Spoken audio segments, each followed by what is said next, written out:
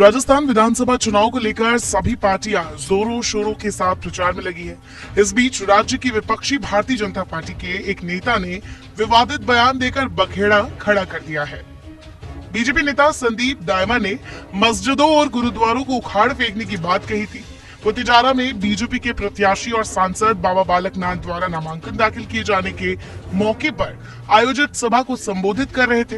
इस बयान के बाद बीजेपी उम्मीदवार चौतरफा घिर गए हैं। दबाव कहे या गलती का एहसास, बीजेपी नेता संदीप दायमा ने वीडियो तक जारी की है और माफी भी मांगी है। उधर चुनाव आयोग ने उन्हें नोटिस भी भेज दिया है।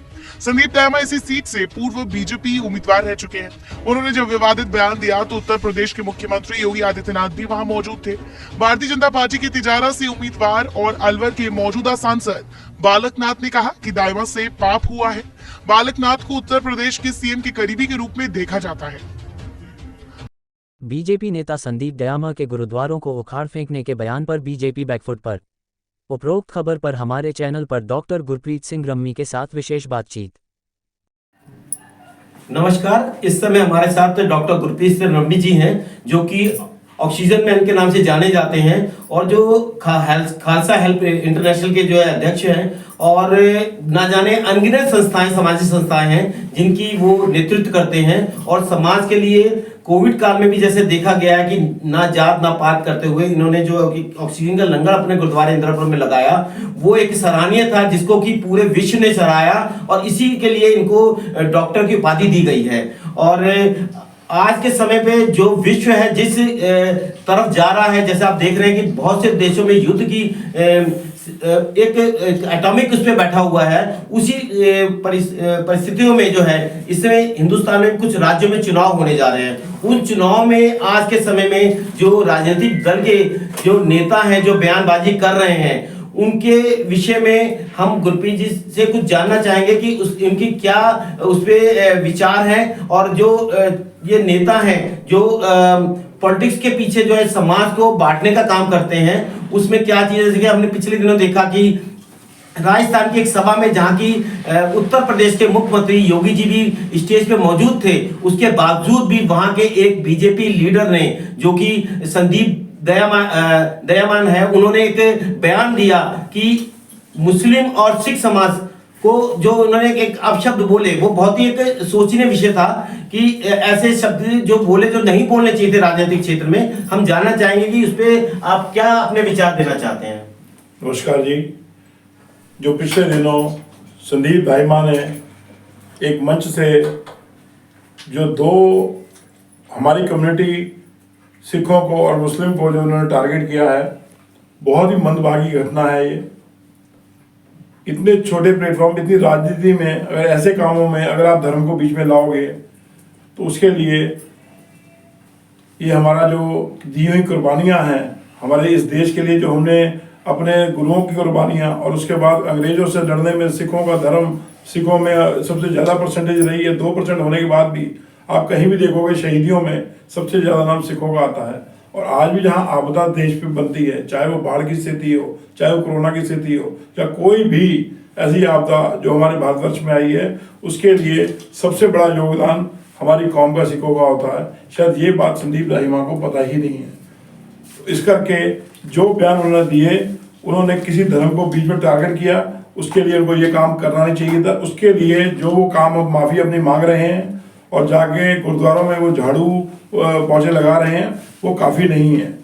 कृपा करके मैं उत्तर प्रदेश के मुख्यमंत्री से कहूँगा, इस शख्स को अपनी पार्टी से सबसे पहले निष्कासित किया जाए। और दूसरी बात मैं कहना चाहूँगा कि जो इस सरकार ने हमारे सिखों के लिए जो 3-4 ऐसे कार्य किए हैं, जिसके लिए हमारा सिख समाज सारा आभारी है इस चीज का, पर इतने कार्य करने के बाद एक छोटा कार्यकर्ता इतनी बड़ी बात वहां पे स्टेज पे कह दे मुख्यमंत्री की उपस्थिति में, ये हमारे सिख समाज को बर्दाश्त नहीं है। क्योंकि हमारे सिखों की जो हमारा धर्म है वो कुर्बानी में बना हुआ है और इस देश की रक्षा के लिए बना हुआ है। और गुरुद्वारों ने जो सेवा कोरोना में की होगी, जो बाढ़ में की होगी, जब भी आपदा आई, हमेशा गुरुद्वारों ने अपना रूप, अपने जो हमारा कीर्तन लंगर होता उसके रूप चेंज करता गया। जो इस देश को आवश्यकता पड़ी उसी के लिए हमने सेवा की। तो कम से कम मैं सरकार से चाहूँगा उत्तर प्रदेश की, इस आदमी को एक सजा के रूप में अपनी पार्टी से निष्कासित करो, क्योंकि पार्टी का कहना या हर समाज में जो है किसी भी धर्म को आस्था को ठेस पहुंचाना नहीं है। अपनी पार्टी का जो पॉलिटिकल आपका काम है आप उस पर खूब एक दूसरे पे रो प्रत्यारोप लगाओ, पर धर्म को बीच में मत खींचो, किसी की आस्था से मत खेलो, यही मेरा कहना। धर्म को आस्था में घसीटो। और हमने देखा भी जैसे पिछले दिनों कोविड काल में आपने जब गुरुद्वारे से ऑक्सीजन का लंगर किया तो उसमें आपने किसी धर्म को नहीं देखा कि मुस्लिम आ रहा है, कि हिंदू आ रहा है, कि सिख आ रहा है, कि क्रिश्चियन आ रहा है। उसी तरह राजनीतिक क्षेत्र में भी जब राजनीति हो रही है तो हम समझते हैं कि किसी को भी पॉलिटिकल पार्टी को जो है धर्म को बीच में लाके नहीं और एक स्वच्छ राजनीति करनी चाहिए। और जैसे मोदी जी भी कहते हैं सबका साथ सबका विकास, उसके बावजूद भी ऐसे नेताओं का बयान आना एक बहुत शर्मनाक चीज है। बिल्कुल जी, सबका विकास सबका साथ, ऐसे बयान आने के बाद हमारे प्रधानमंत्री जी ने, जिन्होंने हमारी कौम को, हमारे देश में जो हमारे कार्य इस टाइम हुए हैं इनके कार्यकाल में, उसका हम हमेशा पुरजोर स्वागत करते हैं। बट ऐसी चीज़ों का हमारा जो धर्म है, हमारी कौम है, बर्दाश्त नहीं कर पाएगा। सिर्फ हमारी कौम ही नहीं, किसी भी कम्युनिटी पे आप टारगेट नहीं कर सकते, किसी भी आस्था के साथ खेल नहीं सकते। तो इस करके कठोर से कठोर इसका निर्णय लिया जाए, क्योंकि पूरे वर्ल्ड में ये जो हुआ है, ये इन्होंने मंच में जो बात कही है, पूरे वर्ल्ड के मेरे सिख समाज इसका विरोध कर रहे हैं। और इसके विरोध के अंतर्गत इस आदमी को, संदीप दाहिमा जिसका नाम है, इस पर कठोर सजा करते हुए, सजा तो नहीं इसको आप दे पाएंगे पर कम से कम अपनी पार्टी से निष्कासित करें कि दोबारा ऐसा कोई आदमी करने की कोशिश करे प्लेटफॉर्म से, तो कम से कम किसी की आस्था के साथ ना खेले, किसी भी मंच पे हो, पूरे इंडिया में इलेक्शन हो, बट कम से कम धर्म को बीच में ना लाया जाए। और कुछ कहना चाहेंगे बीजेपी के शीर्ष नेतृत्व से कि इस बयानबाजी जो जिससे आगे ना हो और नेताओं को भी इससे सबक दिया जा सके और कुछ ऐसा कठोर कदम उठाए? कठोर कदम तो सबसे बड़ा कि उस पार्टी को, इस आदमी को उस पार्टी से निष्कासित किया जाए जिसको किसी की धर्म के बारे में नॉलेज नहीं है और इतने बड़े प्लेटफॉर्म पे, इतने बड़े मंच से वो अपने मुंह से जो बात निकली और बोले जा रहे हैं और उसके ऊपर कोई पाबंदी नहीं लगा रहे। तो कम से कम एक आदमी को हम निष्कासित करोगे, बाकियों को भी अकल आएगी। क्योंकि जब भी जहाँ भी हमारे आज के पॉलिटिशियन में जितने भी हमारे सवाल लग रही हैं उसमें काफी बयानबाजी होती है, बट एक दूसरे पे पार्टी एक दूसरे पे आरोप प्रत्यारोप लगाती है, पर धर्म को बीच में ना घसीटा जाए, ये उसको सबक मिलना चाहिए। और हमारे सिखों का भी यही मांग है। चलिए, आप आए चैनल पे और इस संदर्भ में आपने अपने विचार व्यक्त किए, उसके लिए हम आपका बहुत बहुत धन्यवाद करते हैं और कोशिश करेंगे कि आगे आने वाले जो इलेक्शन चल रहे हैं उसमें इस तरह की बयानबाजी ना हो। नमस्कार।